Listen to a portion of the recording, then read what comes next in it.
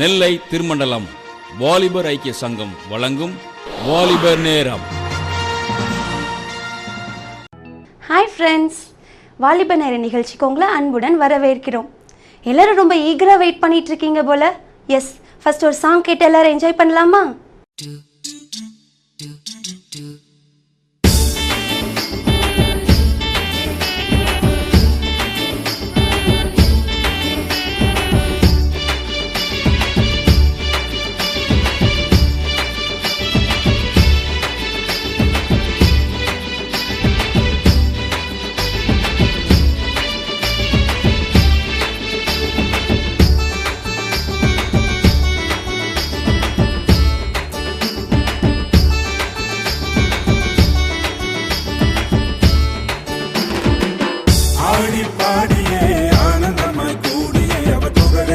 செயலை என்று போற்றி பாடுவோம். ஆடி பாடியே ஆனந்தமாய் கூடியே அவர் புகழை அவர் செயலை என்று போற்றி பாடுவோம். உத்தம மனிதருக்கு கர்த்தர் துணை என்றாரே, உத்தம மனிதருக்கு கர்த்தர் துணை என்றாரே. உத்தமனாய் வாழ்ந்தால் பேசு உன்னை உயர்த்துவாரே. மெத்தனமாய் வாழ்ந்து நீ மேன்மையை இழக்காரே, மெத்தனமாய் வாழ்ந்து நீ மேன்மையை இழக்காரே. ஆடி பாடியே ஆனந்தமாய் கூடியே அவர் புகழை அவர் செயலை என்று போற்றி பாடுவோம்.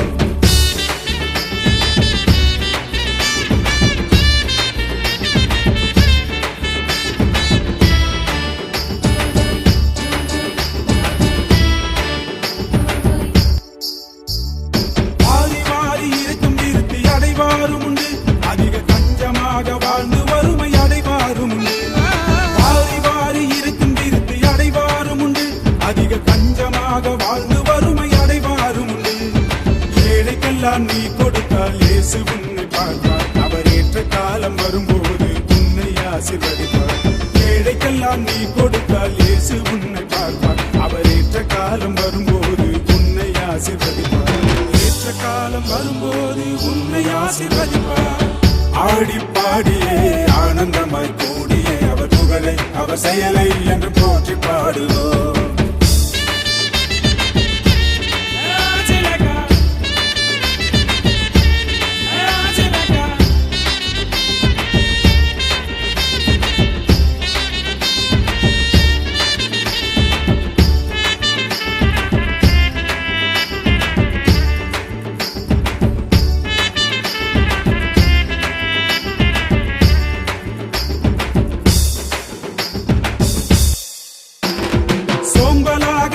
செய்தால் ஏழையாவான், அறுப்பு காலத்திலே தூங்கியவன் லட்சை அடைவான்.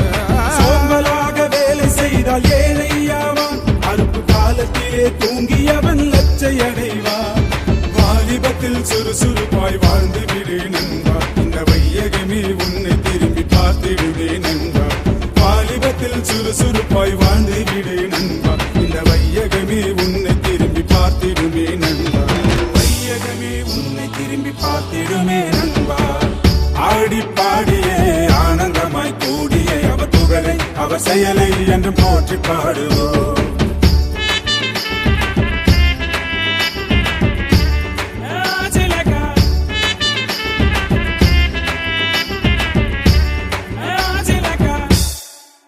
என்ன ஃப்ரெண்ட்ஸ், சாங் கேட்டு அப்படியே உட்காந்துட்டீங்களா? Okay, fine.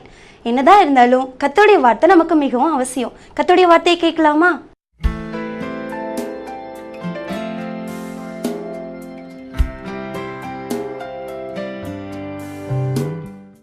இந்த வாலிபர் நிகழ்ச்சியின் மூலமாய், இந்த தொலைக்காட்சி வழியாய் உங்களோடு கூட கர்த்தருடைய வார்த்தையை பகிர்ந்து கொள்ள கிருபை தந்த ஆண்டவருக்கு நன்றி செலுத்தி, பார்த்து கொண்டிருக்கிற உங்கள் ஒவ்வொருவருக்கும் இந்த திருமண்டலத்தில் இப்படிப்பட்ட ஒரு வாய்ப்பை தந்ததற்கும் நன்றி கூறி வாழ்த்து கூறி கர்த்தருடைய வார்த்தைகளாக அடிமை கடந்து செல்ல விரும்புகிறேன். இந்த நாளிலே உங்களோடு கூட பேசும்படிக்காய் தேவன் எனக்கு கொடுத்த ஒரே ஒரு வார்த்தை, எசேக்கியேல் தீர்க்கதரிசியின் புஸ்தகம் 38ஆம் அதிகாரம் 7வது வசனத்தின் முதல் 2 வார்த்தைகள் மட்டும். நீ ஆயத்தப்படு. அருமையான வாலிப தம்பி தங்கச்சி, சின்ன காரியமாக இருந்தாலும் சரி, பெரிய காரியமாக இருந்தாலும் சரி, எல்லாவற்றிற்கும் ஆயத்தம் மிக மிக அவசியம். ஆயத்தம் இல்லாமல் எந்த ஒரு காரியத்தையும் நாம் செய்வோமே ஆனால் அதிலே ஒரு முழுமையான ஆசீர்வாதத்தையோ வெற்றியையோ நாம் பெற்றுக்கொள்ள முடியாது. அதேபோல ஆவிக்குரிய வாழ்க்கையிலும் கூட ஆயத்தம் இல்லை என்று சொன்னால் நாம் ஆண்டவருடைய ராஜ்யத்திலே பங்கு பெற முடியாது. ஆகவே தான் இந்த கடைசி காலத்திலே வாலிபர்களாகிய உங்களை பார்த்து என் ஆண்டவர் பரிவோடு கேட்கிறார், என் மகனே என் மகளே, நீ ஆயத்தப்படு, நீ ஆயத்தப்படு என்று சொல்லி பி ரெடி என்று ஆங்கில வேதாகமத்திலே குறிப்பிடப்பட்டிருக்கிறது. நாம் எந்த வகையிலே ஆயத்தப்பட வேண்டும், எதற்கு ஆயத்தப்பட வேண்டும்? ஆமோஸ் தீர்க்கதரிசியின் புஸ்தகம் 4ஆம் அதிகாரம் 12வது வசனம் இப்படியாய் சொல்லுகிறது, இஸ்ரவேலே, நீ உன் தேவனை சந்திக்கும்படி ஆயத்தப்படு. ஒரு நாளிலே ஆண்டவர் வரப்போகிறார். நாம் எல்லாரும் அவரை சந்திக்க வேண்டியவர்கள். ஆகவே நம்முடைய வாழ்க்கையிலே அவரை சந்திக்க நாம் ஆயத்தப்பட வேண்டும். வேதத்திலே ஒரு சில நபர்கள் தங்களை எப்படி ஆயத்தப்படுத்தினார்கள் என்பதை ஆண்டவர் எனக்கு கற்றுக் கொடுத்ததை நான் உங்களோடு கூட பகிர்ந்து கொள்ள விரும்புகிறேன். அதற்கு ஆதாரமாக சங்கீதங்களின் புஸ்தகம் 57ஆம் அதிகாரம் 7வது வசனம் இப்படி சொல்லுகிறது. பக்தன் தாவீது சொல்லுகிறார், என் இருதயம் ஆயத்தமாயிருக்கிறது. தேவனே, என் இருதயம் ஆயத்தமாயிருக்கிறது. இதே வசனத்தை நாம் 108ஆம் சங்கீதம் 1வது வசனத்திலே பார்க்கிறோம். இந்த தாவீது ராஜாவை குறித்து நமக்கு நன்றாக தெரியும். வாலிபத்தில் இருந்தே அவர் ஆண்டவருக்காக ஆண்டவர் மீது வைராக்கியம் வைத்து ஆண்டவருடைய கீழ்ப்படிந்து ஆண்டவருடைய இருதயத்துக்கு ஏற்ற தாசனாய் வாழ்ந்தவர்.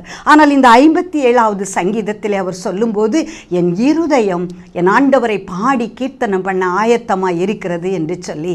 ஆனால் உண்மையிலே இந்த தாவீதுடைய வாழ்க்கையை நாம் பார்ப்போமே என்றால் இவரும் விழுந்து போன சூழ்நிலை வந்தது. தன்னுடைய 51வது சங்கீதத்திலே ஆகவே அவர் சொல்லுகிறார், சுத்த இருதயத்தை என்னிலேயே சிருஷ்டியும். எப்பொழுது அவருடைய இருதயம் சுத்தமானதோ அதற்கு பின்புதான் அவர் என் இருதயம் ஆயத்தமாய் இருக்கிறது என்று சொல்லுகிறார். வேதத்திலே நாம் ஒரு வசனத்தை பார்க்கிறோம். எரேமியா தீர்க்கதரிசியின் புஸ்தகம் 17ஆம் அதிகாரம் 9வது வசனம், எல்லாவற்றை பார்க்கிலும் இந்த இருதயம் திருக்குள்ளதும் மகா கேடுள்ளதுமாய் இருக்கிறது என்று சொல்லி அந்த வசனம் சொல்லுகிறது. சரீரத்திலே மிக முக்கியமான ஒரு அவயவம் இந்த இருதயம். ஆனால் இந்த இருதயம் எப்படிப்பட்ட இருதயமாம்? அது திருக்குள்ளதும் மகா கேடுள்ளதுமான இருதயமாம். இந்த இருதயத்திற்கு உள்ளே போவது நம்மை தீட்டுப்படுத்துவதில்லை. ஆனால் இந்த இருதயத்திற்கு உள்ளே இருக்கிற எண்ணங்கள் அவை நம்மை தீட்டுப்படுத்தி நம்முடைய இருதயத்தை அசூசிப்படுத்துகிறது. ஆகவே தான் அசூசிப்பட்டு போன இருதயத்தை அறிக்கை செய்த தாவீது எழுதி வைத்திருக்கிறார், என் இருதயம் என் தேவனை சந்திக்க ஆயத்தமாயிருக்கிறது. என் வாலிப தம்பி தங்கச்சி, உங்களுடைய உள்ளங்களிலே இந்த வாலிப பிராயத்திலே எத்தனையோ விதமான எண்ணங்கள் சிந்தனைகள்னாலே அந்த இருதயம் கரைப்பட்டிருக்கிறது. ஆனால் ஆண்டவரை சந்திக்க வேண்டுமே ஆனால் அந்த இருதயம் ஆயத்தமாக வேண்டும். பரிசுத்தம் என்ற ஒன்றை பெற்று ஆயத்தமாக வேண்டும். பக்தன் தாவீது சொல்லுகிறார், என் இருதயத்திலே அக்கிரம சிந்தை கொண்டிருந்தேனே ஆனால் தேவன் எனக்கு செவி கொடார் என்று சொல்லி எழுதி வைத்திருக்கிறார். அது மாத்திரமல்ல, நீதிமொழிகளின் புஸ்தகம் 17ஆம் அதிகாரம் 3வது வசனம் இப்படியாய் சொல்லுகிறது, இருதயங்களை சோதித்து அறிகிறவர் கர்த்தர் என்று சொல்லி. இருதயங்களை சோதித்து அறிகிற கர்த்தர் இந்த வேளையிலே உங்களுடைய இருதயங்களை சோதித்து பார்த்து கொண்டிருக்கிறார். அவரை சந்திக்கும் நாளிலே, ஆண்டவரே என் இருதயம் ஆயத்தமாய் இருக்கிறது என்று நாம் சொல்ல முடியுமா? இந்த இருதயத்திற்குள் இருந்து புறப்படுகிற 7 வகையான பாவங்களை குறித்து மத்தேயு எழுதின சுவிசேஷம் 15ஆம் அதிகாரம் 17 இருந்து 19 வரையுள்ள வசனங்களிலே நாம் பார்க்கிறோம். 7 வகையான காரியங்கள் நம் இருதயத்தை கரைப்படுத்துவதாய் இருக்கிறது. ஒரு நாளிலே ஆண்டவர் வரும்பொழுது நம்முடைய இருதயத்தை திறந்து கொடுப்போமே ஆனால் அங்கு சுத்த இருதயம் உண்டா? ஒரு 7 வயது குட்டி தம்பிக்கு இருதய ஆபரேஷன் நடந்தது. அந்த இருதய ஆபரேஷனுக்காக அவன் மருத்துவமனையிலே சேர்க்கப்பட்ட பொழுது அந்த இருதய அறுவை சிகிச்சை செய்கிற மருத்துவர் அந்த மகனிடம் கடந்து வந்தார். அந்த அறுவை சிகிச்சை செய்யும் இடத்திற்கு அவனை அழைத்து செல்வதற்கு முன்பதாக அவனுடைய முதுகிலே தட்டி கொடுத்து அந்த மருத்துவர் சொன்னார், தம்பி, ஆப்ரேஷனை நினைத்து பயப்படுறாயா? பயப்படாத. நான் 800 ஆப்ரேஷன் இருதய அறுவை சிகிச்சை 800 அறுவை சிகிச்சைகள் செய்திருக்கிறேன், உனக்கும் நல்லபடி செய்து விடுவேன் என்று. ஆனால் அந்த சின்ன பையன் என்ன சொன்னான் தெரியுமா? தம்பி தங்கச்சி, டாக்டர் நீங்கள் என் இருதயத்தை ஓப்பன் பண்ணும்போது என் இருதயத்தில் ஏசப்பா இருக்கிறாரு, அவரை நீங்கள் பாருங்க என்ன என்று சொன்னான். எத்தனை பெரிய நம்பிக்கை, எத்தனை பெரிய விசுவாசம் அந்த தம்பிக்குள்ளே. அந்த டாக்டர் சிரித்து கொண்டே அவனை அந்த தியேட்டருக்குள்ளே அழைத்து சென்றார். ஆப்ரேஷன் முடிந்து வெளியே வந்து ஐசியூவில் இருக்கும்போது அவனுடைய நினைவு திரும்பின வேளையிலே டாக்டர் அவன் அண்டையிலே கடந்து வந்தார். முதல் வார்த்தையாய் இந்த சின்ன பையன் என்ன பேசினான் தெரியுமா? டாக்டர், நீங்கள் என் இருதயத்தை பார்க்கும் பொழுது அந்த இருதயத்தில் ஏசப்பாவை பார்த்தீங்களா என்று கேட்டான். டாக்டர் சிரித்து கொண்டே சொன்னார், தம்பி, உன் இருதயத்தை நான் திறந்து பார்த்த பொழுது உன் இருதயத்திலே ஆண்டவரை பார்த்தேன், உன் இருதயத்திலும் பார்த்தேன், உன் வாயின் வார்த்தைகளிலும் அதை பார்த்தேன், உன் வாழ்க்கையிலும் பார்த்தேன் என்று. என் அன்பு தம்பி தங்கச்சி, உன் இருதயம் இந்த தேவனை சந்திக்க ஆயத்தமாக இருக்கிறதா?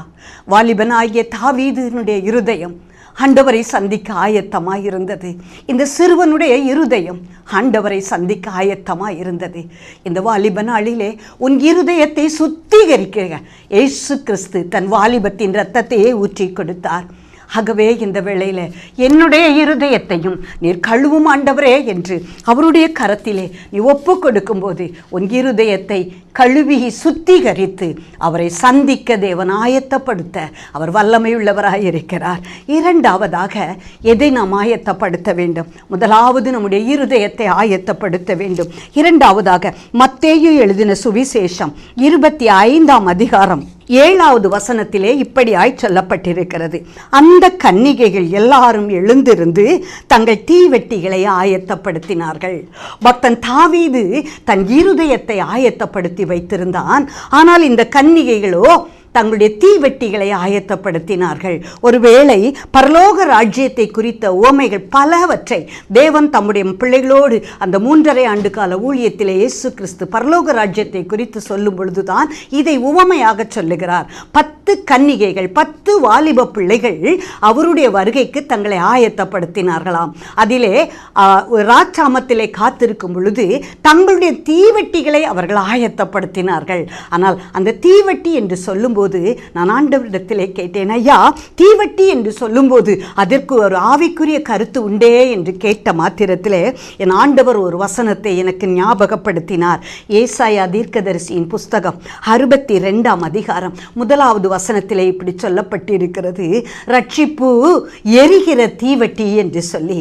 ஆமின் அன்பு தம்பி தங்கச்சி, உன் வாழ்க்கையிலே ரட்சிப்பு என்ற ஒன்றை நீ கண்டு கொண்டாயே, ஆனால் அதுதான் தீவட்டி. அந்த தீவட்டி எரிகின்ற தீவட்டியாய் இருக்க வேண்டும். ஒருவேளை என்னுடைய வாழ்க்கையிலே 17 வயது நான் இந்த தீவட்டியை பெற்றுக்கொள்ளும் பொழுது, ஆசிரியர் பயிற்சி பள்ளியிலே படித்து கொண்டிருக்கும் பொழுது ஆண்டவருடைய வார்த்தை என்னை நோக்கி கடந்து வந்தது. நீ ரட்சிக்கப்பட்டிருக்கிறாயா? நீ ரட்சிப்பு என்ற ஒரு தீவட்டி உனக்குள்ளே இல்லை என்றால் நீ பரலோக ராஜ்யத்தை சுதந்திரித்துக் கொள்ள முடியாது. ஆண்டவருடைய வருகைக்கு நீ ஆயத்தமாக முடியாது என்று சொல்லி என்னை நோக்கி அந்த செய்தி கடந்து வந்த பொழுது எனக்கு இந்த ரட்சிப்பு வேண்டும் என்று சொல்லி நான் ஏற்றுக்கொண்டவள். பிரியமானவர்களே, இந்த வேளையிலே இந்த ரட்சிப்பு என்ற தீவட்டி உங்களுக்கு உண்டா? அந்த தீவட்டி எப்படி இருக்கணுமா? எரிகின்ற தீவட்டியாய் இருக்க வேண்டுமா? 10 கன்னிகைகளிடத்திலே அந்த தீவட்டி இருந்தது. ஆனால் புத்தியுள்ள கன்னிகைகள் மாத்திரம்தான் எரிகின்ற தீவட்டியாய் வைத்திருந்தார்கள். ஒருவேளை ரட்சிப்பு என்ற செய்தியை நாம் அநேக வேளைகளிலே கேட்டிருக்கிறோம். ஆனால் நம்முடைய தீவட்டி, அந்த ரட்சிப்பு என்ற தீவட்டி, அது எரிகின்றதாய் இருக்கிறதா? அது எரிகின்றதாய் இருக்க வேண்டுமே. ஆனால் பரிசுத்த ஆவியானவர் நாள்தோறும் அதற்கு பரிசுத்த ஆவியானவரின் எண்ணெயை ஊற்றி அனல் மூட்ட வேண்டும். ஒவ்வொரு நாளும் ஆண்டவரே, என் ரட்சிப்பின் தீவட்டியை உம் சமூகத்திலே வைக்கிறேன் ஐயா, அதை எரிகின்ற தீவட்டியாக நீர் மாற்றும் என்று சொல்லி நீங்கள் கேட்பீர்களே. ஆனால் ஒவ்வொரு நாளும் கர்த்தர் அதற்கு உதவி செய்வார். ஏனென்றால் வசனம் அப்படித்தான் சொல்லுகிறது, தேவன் தம்முடைய பிள்ளைகளை ஆயத்தப்படுத்தினார் என்று சொல்லி. நம்முடைய தீவெட்டி தீவெட்டிகளை எரிகின்ற தீவெட்டியாய் வைத்து நாம் ஆயத்தப்படுத்த வேண்டும். அப்பொழுதுதான் அந்த வெளிச்சத்திலே அநேக தீவெட்டிகளை நாம் கொளுத்த முடியும். என் அன்புக்குரிய சகோதரனே சகோதரியே, ஒரு கல்லூரியிலே ஒரு ஆண்டு விழாவிலே அநேக விளையாட்டு போட்டிகள் வைத்திருந்தார்கள். அதிலே ஒரு விளையாட்டு போட்டி என்ன தெரியுமா? ஒரு தீக்குச்சியிலே எத்தனை மெழுகுவர்த்திகளை கொளுத்துகிறார்கள், அதிகமாக யார் மெழுகுவர்த்திகளை கொளுத்துகிறார்கள் என்பதுதான் அந்த போட்டி. ஒரே ஒரு தீக்குச்சியை தான் கொளுத்த வேண்டும், ஆனால் அநேக மெழுகுவர்த்திகளை எரிய வைக்க வேண்டும். அப்படியானால் இந்த ஒரு தீக்குச்சி நல்ல முறையிலே பிரகாசமாய் எரிந்தால் மட்டும்தான், அணையாமல் எரிந்தால் மட்டும்தான் அநேக மெழுகுவர்த்திகளை எரிய செய்ய முடியும். ஆனால் ஒரு தங்கை, அவள் ஒரு ஆண்டவரை ஏற்றுக்கொண்ட பிள்ளை, அவளுக்குள்ளே ரட்சிப்பு என்ற தீவெட்டி இருந்தது. அது எரிகிறதா இருந்தது, அதை எரிய செய்கிற எண்ணெயும் அவளுக்குள்ளே இருந்தது. அவள் எப்படி என்ன செய்திருந்தாள் தெரியுமா? தன்னுடைய ஒரு தீக்குச்சியாலே 16 மெழுகுவர்த்திகளை கொளுத்தி இருந்தாள். ஆம்பிரியமான என் தம்பி தங்கச்சி, இந்த வேளையில் ஆண்டவர் உன்னோடு பேசிக்கொண்டே இருக்கிறார். ஒருவேளை நீ தீவெட்டி உள்ளவளாய் இருக்கலாம், அந்த தீவெட்டி எரிகின்ற தீவெட்டியாய் இருக்கிறதா? நீ ஆயத்தப்படு என்ற இந்த குரலுக்கு உன் தீவெட்டி எரிகின்றதா இருந்தால் மாத்திரம்தான் நீ அநேக மெழுகுவர்த்திகளை ஏற்றினவளாய் ஆண்டவருடைய மகிமையிலே, அவருடைய வருகையிலே அவரை சந்திக்க ஆயத்தமாக முடியும். என் அன்பு சகோதரனே, என் அன்பு சகோதரியே, தாவீது தன் இருதயத்தை ஆயத்தப்படுத்தினான். ஆனால் இந்த கன்னிகைகளோ தங்களுடைய தீவெட்டிகளை ரட்சிப்பு என்ற தீபம் ஏற்றி எரிய செய்து கொண்டிருந்தார்கள். மனுஷனுடைய ஆவி கர்த்தர் தந்த தீபம் என்று வேதம் நமக்கு சொல்லுகிறது. உனக்குள்ளே தேவன் தந்த அந்த தீபத்தை நீ எரிய செய்ய வேண்டிய நாட்கள் இது.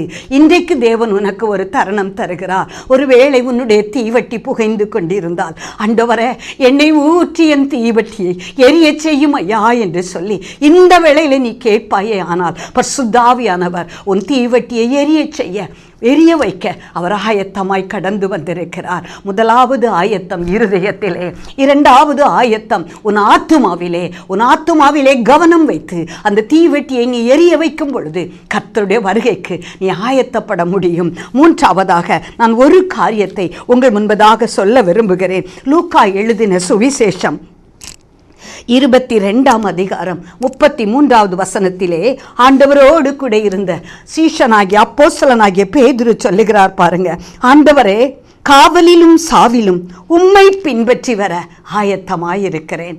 பக்தன் தாவீது தன் இருதயத்தை ஆயத்தப்படுத்தி என் இருதயம் ஆயத்தமாயிருக்கிறது என்று சொன்னார்.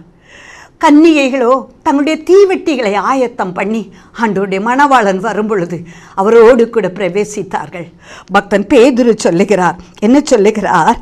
ஆண்டவரே காவலிலும் சாவிலும் நான் உம்மை பின்பற்றி வர ஆயத்தமாயிருக்கிறேன். பரிசுத்த வாழ்க்கை என்பது, விசுவாச வாழ்க்கை என்பது, சாட்சியின் வாழ்க்கை என்பது அது சாதாரணமான காரியம் அல்ல.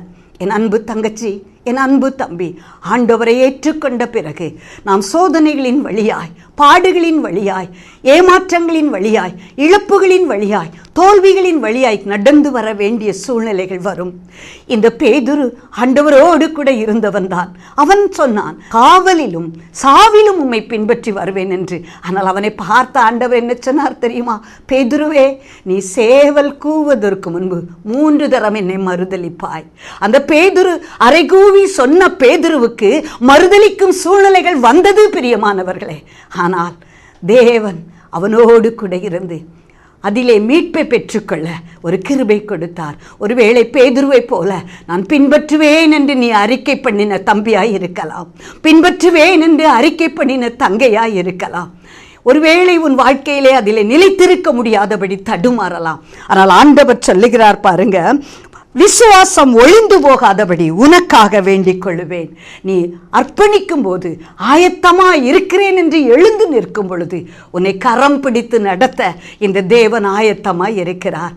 அன்பு தம்பி தங்கச்சி, ஒரு விசையாய் இந்த வேளையில என் சாவிலும் என் காவலிலும் நான் உம்மை பின்பற்றி வர, எல்லா சூழ்நிலையிலும் என்ன வந்தாலும் உமக்கு சாட்சியாய் நான் நிற்க, உம்முடைய பிள்ளை என்ற சாட்சியை காத்துக்கொள்ள என்னை நான் அர்ப்பணிக்கிறேன் என்று நீ அர்ப்பணிக்கும் பொழுது, அந்த ஆண்டவர் வருகை மட்டும் நிலைத்திருக்கும் போது மட்டும்தான் அவருடைய வருகையிலே நாம் கடந்து செல்ல முடியும். பாடுகள் இல்லாத உலகம் இல்லை, தோல்வி இல்லாத வாழ்க்கை இல்லை. ஆனால் எல்லாவற்றையும் தேவன் நம்மோடு கூட இருந்து நம்மை பலப்படுத்துகிறார். இதனால் தான் பக்தன் சொன்னார், என்னை பலப்படுத்துகிற கிறிஸ்துவினாலே எல்லாவற்றையும் செய்ய எனக்கு பலன் உண்டு என்று சொல்லி. இங்கிலாந்து தேசத்திலே ஒரு ஆலயத்திலே ஒரு வயது முதிர்ந்த மிஷனரி, இந்தியாவிலே பல ஆண்டுகள் மிஷனரியாயிருந்து கடந்து சென்றவர், அந்த ஆலய ஆராதனையிலே இந்திய மக்களை குறித்த பாரத்தோடு நின்று கொண்டு, இந்த இந்திய மக்கள் அறியாமையில் இருக்கிறார்கள், மூட பழக்க வழக்கத்தில் இருக்கிறார்கள், அவர்களுக்கு இயேசு என்ற தீபத்தை ஏற்றி வைக்க யார் வருகிறீர்கள் என்று அறைக்கு ஊவி அழைத்தார். அந்த இந்திய மண்ணிலே வாடி வதங்கி சுருங்கி மடிய, வாலிபனே நீ வருவாயா என்று சொல்லி அறைக்கு ஊவி அழைத்த பொழுது ஒரு வாலிபன் தன்னை அர்ப்பணித்தார். பிரியமானவர்களே, அந்த இந்திய மண்ணுக்காக வாடி வதங்கி சுருங்கி மடிய, என் வாழ்க்கையை அர்ப்பணிக்கிறேன் ஆண்டவரே, சிலுவை மரண பரியந்தம் நீர் உம்மை தாழ்த்தினது போல என்னை தாழ்த்துகிறேன் ஆண்டவரே, இந்திய மண்ணிற்காய் பரிதபிக்கிறேன், என்னை அனுப்பும் ஆண்டவரே, உம்மை பின்பற்றி அந்த சுவடிலே நான் செல்ல ஆயத்தம் என்று அர்ப்பணித்தார். இந்தியாவிற்கு வந்தார். மயிலாடி என்ற பகுதியிலே, கன்னியாகுமரி மாவட்டத்திலே தன்னுடைய சுவிசேஷ பணியை தொடங்கினார். சிலுவையின் தியாகத்தை பேசினார். தன்னுடைய வாலிபத்திலே தன் வாலிபம் முழுவதையும் ஆண்டவருக்காக கரையை கொடுத்தார். இன்றைக்கும் அந்த மயிலாடியிலே அவருடைய பெயர் விளங்கி கொண்டிருக்கிறது. அவர்தான் ரிங்கிள் தௌபே என்ற தேவனுடைய மனிதன். வியாதி அவரை வாட்டியது. வாலிப கொஞ்ச வயதிலே வியாதியின் கோரத்திலே தன்னுடைய தாய் நாட்டிற்கு அவர் கப்பலேற்றி அனுப்பப்பட்டார். அந்த கப்பல் ஏறி செல்லும் மட்டும் இயேசுவை பின்பற்றி கடந்து வந்தார். அந்த கப்பலிலே அவர் மரணம் அடைந்தார். என் அன்பு தகப்பனே, என் அன்பு தாயே, என் வாலிப தம்பி தங்கச்சி, நீங்கள் பெரியோராயிருந்தாலும் சிறியோராயிருந்தாலும் இந்த நிகழ்ச்சியை பார்த்து கொண்டிருக்கிறீர்களே, நீ ஆயத்தப்படு, உன் இருதயத்தை ஆயத்தப்படுத்து, உன் தீவெட்டியை ஆயத்தப்படுத்து, அவரை பின்பற்றி செல்ல நீ ஆயத்தப்படு. ஆண்டவர் அறைக்கு ஊவி அழைக்கிறார். ஏனென்றால் இந்த இளமை பருவம் ஆண்டவருக்கு மிகவும் பிரியமான பருவம். என் தம்பி தங்கச்சி, இந்த இளமை அது வலிமை நிறைந்த பருவம். இந்த பருவத்திலே எதையும் சாதிக்கலாம், என் ஆண்டவருக்காக எதையும் சாதிக்கலாம். இது பிசாசுக்கும் பிரியமான ஒரு பருவம். ஆனால் இன்று அன்பர் இயேசு உன்னை அறைக்கு ஊவி அழைக்கிறார். என் மகளே நீ ஆயத்தப்படு, என் மகனே நீ ஆயத்தப்படு என்று உன் வாழ்க்கையை நீ அர்ப்பணிப்பாயா? நற்கிரியைகள் செய்யப்படுவதற்கு நீ ஆயத்தம் பண்ணப்பட்ட பாத்திரம் என்பதை மறந்து போகாதே. இதைத்தான் பக்தன் நிருபத்திலே எழுதும்போது சொன்னார், நீ நற்கிரியை செய்வதற்கு ஆயத்தப்படுத்தப்பட்ட பாத்திரம் என்று சொல்லி. இன்றைக்கு அப்படிப்பட்ட ஒரு பாத்திரமாய் உன்னை ஆண்டவர் அறைக்கூவி அழைக்கிறார். அவர் கையிலே அர்ப்பணிப்பாயா? ஒரு நிமிடம் நாம் கண்களை மூடி ஜெபிப்போமா? எங்களை நேசிக்கிற எங்கள் அன்பின் பரலோக தந்தையே, நீ ஆயத்தப்படு என்று சொல்லி என்னோடும் என் அருமை பிள்ளைகளோடு நீ பேசின கிருபைக்காய் துதிக்கிறோம்.